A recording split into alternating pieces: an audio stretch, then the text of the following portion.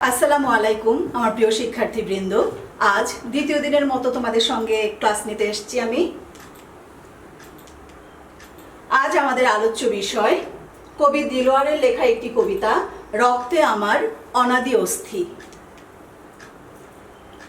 কবি দিলওয়ার গণমানুষের কবি ছিলেন। তিনি মানুষে মানুষে ব্যবধান বৈষম্য মানতেন না, যে কারণে তিনি পারিবারিক উপাধি খান বর্জন করে শুধু দিলওয়ার নামটি গ্রহণ করেছিলেন। কবি দিলওয়ার জন্মগ্রহণ করেছিলেন 1937 খ্রিস্টাব্দের 1 জানুয়ারি। তার বাবা ছিলেন মৌলভী মোহাম্মদ হাসান খান, মা ছিলেন রহিমুন্নেসা। কবি জন্মগ্রহণ করেছিলেন সিলেট জেলার সুরমা নদীর দক্ষিণ তীরবর্তী ভাটখোড়া গ্রামে। কবি মৃত্যুবরণ করেন 2013 সালের 10ই ডিসেম্বর। পেশাগত জীবনের ক্ষেত্রে আমরা দেখতে পাই কবি দিলওয়ার প্রথম 2 মাস শিক্ষকতা দিয়ে তার পেশাগত জীবন শুরু করেছিলেন। এরপর 1967 খ্রিস্টাব্দে দৈনিক সংবাদ পত্রিকায় এবং স্বাধীন বাংলাদেশে 1973-74 খ্রিস্টাব্দে দৈনিক গণকণ্ঠে সহকারী সম্পাদক হিসেবে তিনি কাজ করেন, কিন্তু স্বাস্থ্যগত কারণে ওই পেশা তাকে পরিত্যাগ করতে হয়। লেখালেখিকেই তিনি মূল পেশা হিসেবে গ্রহণ করেন। কবি দিলওয়ার মূলত ছিলেন সার্বক্ষণিক কবি, লেখক ও ছড়াকার। তার কবিতার মূল সুরই ছিল দেশ, মাটি ও মানুষের প্রতি দায়বদ্ধতা, আস্থা। গণমানবের মুক্তি তার ছিল লক্ষ্য।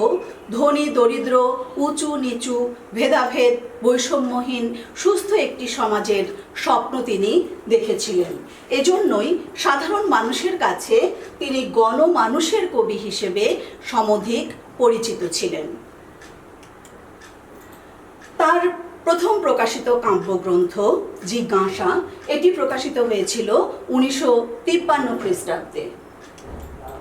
অন্যান্য কাব্যগ্রন্থের মধ্যে রয়েছে ঐকতান, উদ্ভিন্ন উল্লাস, সনিষ্ঠ সনে, রক্তে আমার অনাদি অস্থি, সপৃথিবী রৈব সজীব, 2 মেরু 2 ডানা, অনতীত পঙ্ক্তিমালা। বাংলাদেশ জন্ম না নিলে নামক কবির একটি প্রবন্ধ গ্রন্থ রয়েছে। এছাড়া ছড়া গ্রন্থ তার আছে দিলওয়ারের শতছড়া, ছড়ায় অ আ ক খ। সাহিত্য সাধনার স্বীকৃতি স্বরূপ কবি উল্লেখযোগ্য 2টো পুরস্কার পেয়েছিলেন। তিনি 1980 সালে পেয়েছিলেন বাংলা একাডেমি পুরস্কার এবং 21 পদক পেয়েছিলেন 2008 সালে। আমাদের আজকের আলোচ্য রক্তে আমার অনাদি অস্থি কবিতাটি কবির একই নামের কাব্যগ্রন্থের নাম কবিতা। এই কাব্যগ্রন্থটি প্রকাশিত হয়েছিল 1981 খ্রিস্টাব্দে সিলেট থেকে প্রথম। সংকলিত কবিতাটি আমাদের 1998 সালে জাতীয় অধ্যাপক, ঢাকা বিশ্ববিদ্যালয়ের ইংরেজি সাহিত্যের অধ্যাপক কবির চৌধুরীর উদ্দেশ্যে উৎসর্গিত। কবির চৌধুরী সম্পর্কে আমরা জানি সবাই, তিনি প্রখ্যাত প্রাবন্ধিক, শিক্ষাবিদ এবং অনুবাদক ছিলেন।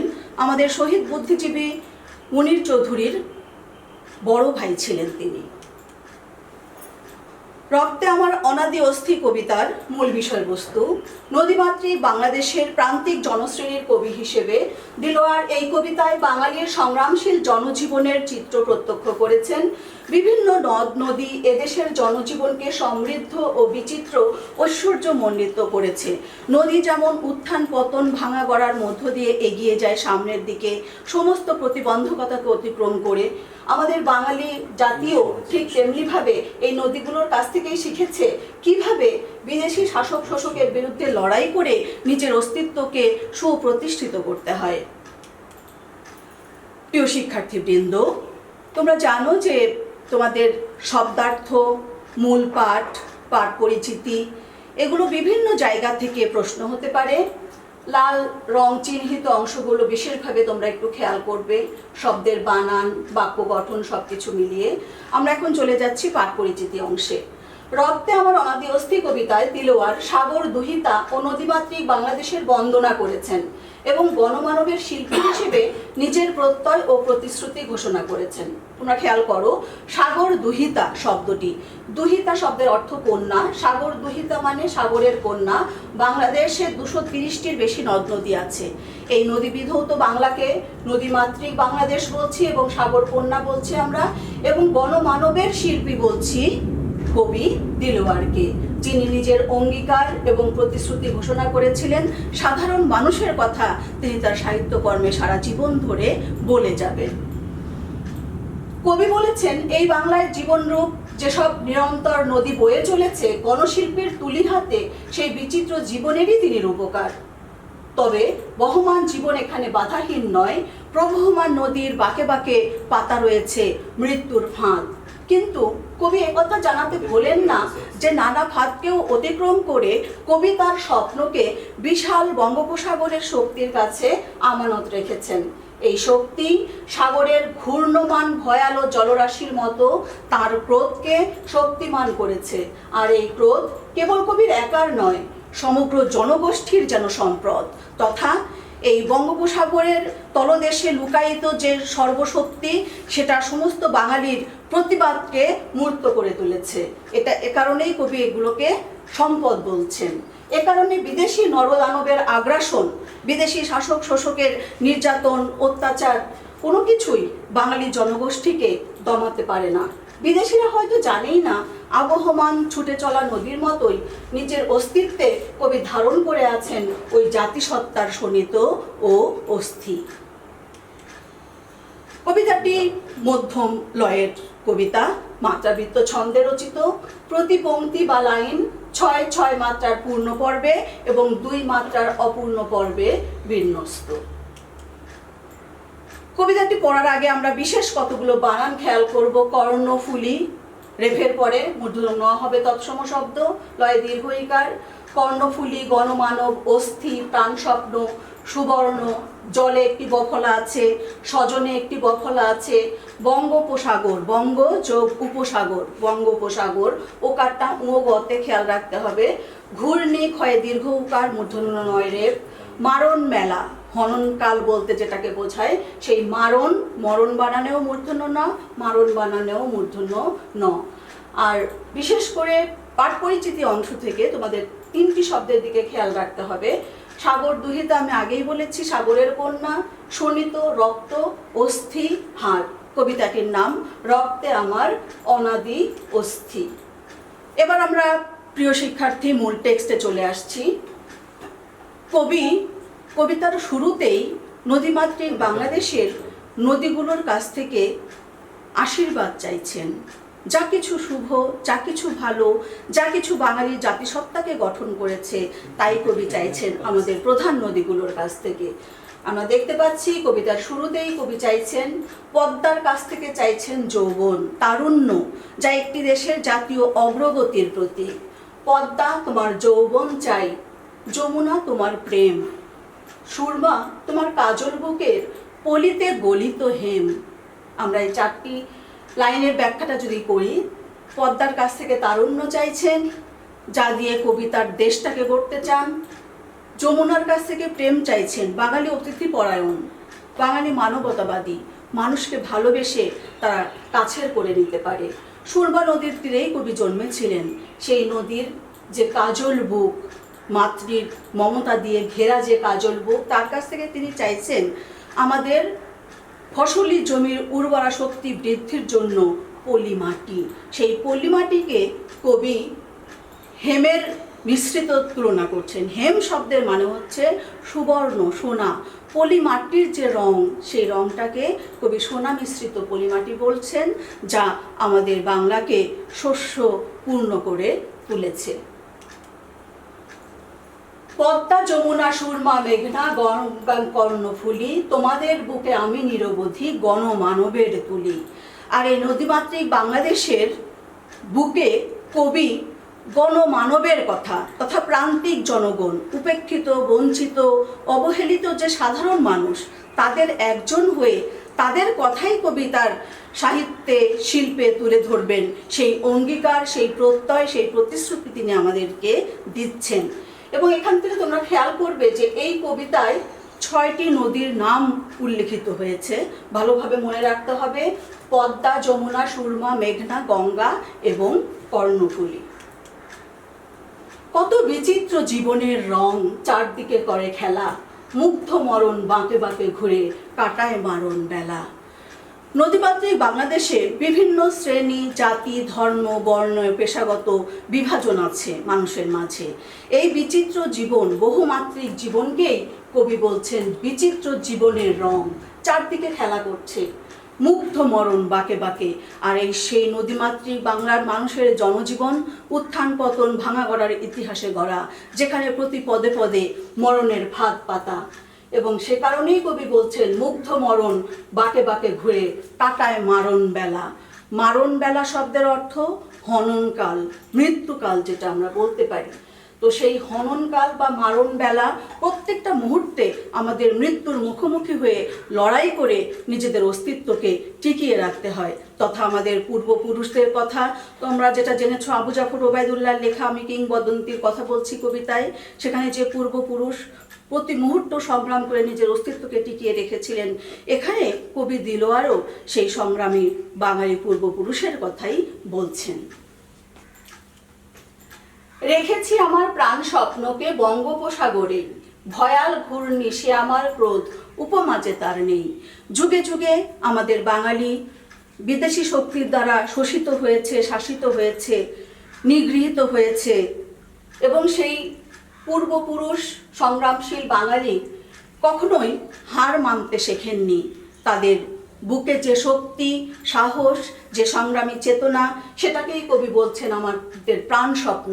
এবং সেই প্রাণ স্বপ্নটাকে অনেক নদীর সম্মিলিত স্রোত বঙ্গোপসাগরের মিলনের সময় বঙ্গোপসাগরের তলদেশে যে ঘূর্ণমান জলরাশির তৈরি হয় সেই শক্তির সঙ্গে, এবং সেই শক্তি বিদেশি শাসক গোষ্ঠীর শাসনে নিপীড়নে যে ক্রোধকে লালন করেছে, সেই ক্রোধটা উপমা তিনি কি দিয়ে দিবেন, তুলনা তিনি কি দিয়ে দেবেন বুঝে উঠতে পারছেন না। তিনি বলছেন পৃথিবীব্যাপী কোথাও খুঁজে পাওয়া যাবে না এই ক্রোধ বা এই প্রতিবাদটা আমাদের ভেতরে কতটা তীব্রভাবে কাজ করে।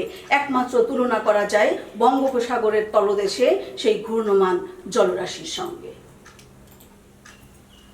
এবং এই প্রতিবাদী চেতনা তথা ক্রোধ শুধুমাত্র কবির বুকেই যে জ্বলে, বঙ্গোপসাগরের তলদেশে যা তিনি লুকিয়ে রেখেছেন তা নয়। কবির স্বজন যারা, কবির নিকটজন, স্বজন মানে আপনজন, নিজের জন, এই আপনজন সবার বুকেই এই ক্রোধ, এই প্রতিবাদটা জ্বলে।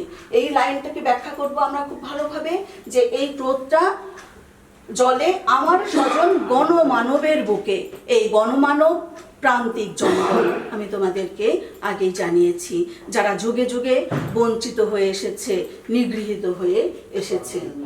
যখন বোঝাই প্রাণের জাহাজ নরদানবের মুখে, এই নরদানব বিদেশি শাসক গোষ্ঠী, যারা মানুষের রূপ নিয়ে আসলে দানবের ভূমিকায়, দৈত্যের ভূমিকায় অবতীর্ণ হয়েছিল, আমাদের গণমানবকে শোষণ করেছে, নির্যাতন করেছে, নিপীড়ন করেছে। এবং এই প্রাণের জাহাজ শব্দটি দ্বারা মূলত আমরা বুঝবো আমাদের যে জনতা, জনসম্পদ, সাধারণ মানুষের যদি ক্ষেপে ওঠে, তারা যদি প্রতিবাদী হয়, সংগ্রামী হয়, তাহলে তাদের বিজয় অনিবার্য। পদ্মা, সুরমা, মেঘনা, যমুনা, অশেষ নদী ও ঢেউ, রক্তে আমার অনাদি অস্থি বিদেশে জানে না কেউ। নদীমাতৃক বাংলার নদীগুলো যেমন আজীবন বহমান থাকবে, প্রবাহমান থাকবে, ঠিক তেমনিভাবে বাঙালি জাতিসত্তার শোণিত বা রক্তে এবং তাদের অস্থি বা হাড়ের ভেতরেও প্রবাহিত থাকবে নিরন্তর সেই প্রতিবাদী চেতনা, যা দ্বারা তারা নরদানবকে তারা মোকাবেলা করতে সক্ষম হবে। কবিতার মূল পাঠ থেকে তোমরা খুব ভালো করে দেখে নেবে, বাসায় ভালো করে চর্চা করবে, অনুশীলন করবে। তোমাদের টেক্সট বইয়ের যে দু একটা কবিতা তোমরা খুব একটা পড়তে চাও না, তার মধ্যে এটি একটি কবিতা, কিন্তু এই কবিতার আকৃতিতে ছোট, কিন্তু এর যে গভীরতা তা আমাদের বাঙালির অস্তিত্বের সঙ্গে মিশে আছে। কাজে তোমরা খুব ভালো করে পড়বে, পাশাপাশি কিছু অনুশীলনমূলক কাজও তোমরা করবে। যেমন তোমাদের মূল বইতেই আছে কিছু অনুশীলনমূলক অংশ। রক্তে আমার অনাদি অস্থি কবিতায় কবিতার প্রাণ স্বপ্নকে কোথায় রেখেছেন? কবি বলে দিয়েছেন, রেখেছি আমার প্রাণ স্বপ্নকে বঙ্গোপসাগরে। তাহলে উত্তরটা বঙ্গোপসাগরে। কত বিচিত্র জীবনের রং বলতে কি বোঝানো হয়েছে? জীবন বহুমাত্রিক। অনুচ্ছেদটি পড়ে 3 ও 4 সংখ্যক নম্বর প্রশ্নের উত্তর দাও। এই ধরনের প্রশ্নগুলোতেই আমাদের মূল দ্বিধাটা তৈরি হয়, সংশয়টা তৈরি হয়, এটা হবে না ওটা হবে। কাজেই তোমরা প্রথমে যে অংশটা দেয়া থাকবে সেটা খুব ভালো করে পড়ে নেবে। যেমন এখানে আছে, এখন যৌবন যার মিছিলে যাবার তার শ্রেষ্ঠ সময়। এখন যৌবন যার যুদ্ধে যাবার তার শ্রেষ্ঠ সময়। আমার থিমটা বুঝে নিই যে তারুণ্য যুদ্ধ যেতে পারে, পরিবর্তন করতে পারে, মিছিলে যেতে পারে, অন্যায়ের বিরুদ্ধে প্রতিবাদী হতে পারে। উদ্দীপকে রক্তে আমার অনাদি অস্থি কবিতার কোন ভাবে প্রতিফলন ঘটেছে একটু চিন্তা করো। তার মানে গণমানবের শক্তিটাকেই বোঝানো হয়েছে। এরপর আমরা দেখব যে কবিতার কোন লাইনে উদ্দীপকের এই ভাবটি আমরা দেখতে পাচ্ছি। আমরা যখনই বলছি গণমানবের শক্তি, তার মানে এই ক্রোধ জলে আমার স্বজন গণমানবের বুকে। এরপরে উত্তরগুলো আর আমি লিখিনি, এগুলো তোমাদের দায়িত্ব, তোমাদের বাড়ির কাজ থাকলো, তোমরা খুঁজে বের করো। এবং এরপর আমরা দ্বিতীয় বর্ষের সেশন যেহেতু শুরু হতে যাচ্ছে, আমরা হয়তো সেই বিষয়ে আবার ক্লাস শুরু করব। তোমরা প্রস্তুতি নিতে থাকো আর ক্লাস পেপারটা খুব ভালো করে অনুশীলন করো। রক্তে আমার অনাদি অস্থি কবিতায় কয়টি নদীর নাম উল্লেখ আছে? রক্তে আমার অনাদি অস্থি কবিতাটি কার উদ্দেশ্যে উৎসর্গিত? রক্তে আমার অনাদি অস্থি কবিতাটি কোন গ্রন্থ থেকে সংকলিত হয়েছে? কবি কি হিসেবে নিজের প্রত্যয় প্রতিশ্রুতি ঘোষণা করেছেন? কবি পদ্মার কাছে কি চেয়েছেন? যমুনার কাছে কি চেয়েছেন? সুরমার কাছে কি চেয়েছেন? কবিতায় মারণ বেলা বলতে কি বোঝানো হয়েছে? কত বিচিত্র জীবনের রং বলতে কি বোঝানো হয়েছে? গণমানব শব্দটি রক্তে আমার অনাদি অস্থি কবিতায় কি অর্থে ব্যবহৃত হয়েছে? রক্তে আমার অনাদি অস্থি কবিতায় কবি জাতিসত্তার অস্থি ধারণ করে আছেন কোথায়? প্রবাহমান নদীর বাঁকে বাঁকে কি পাতা রয়েছে? রক্তে আমার অনাদি অস্থি কবিতায় কবি কোথায় তার শক্তিকে আমানত রেখেছেন? কবি বঙ্গোপসাগরে কি রেখেছেন? কবি কিসের উপমা দিতে পারেন না? কি কি নদীর নাম তোমরা কবিতায় পেয়েছো? রক্তে আমার অনাদি অস্থি কবিতায় রক্তে আমার অনাদি অস্থি বলতে কি বোঝায়? প্রিয় শিক্ষার্থীবৃন্দ, আমরা ক্লাসের একেবারে শেষ পর্যায়ে চলে এসেছি। অনেক ধন্যবাদ তোমাদেরকে। সামাজিক দূরত্ব বজায় রেখে নিরাপত্তা ও সুস্থতার নিশ্চয়তা হোক আমাদের অঙ্গীকার। ভালো থেকো সবাই।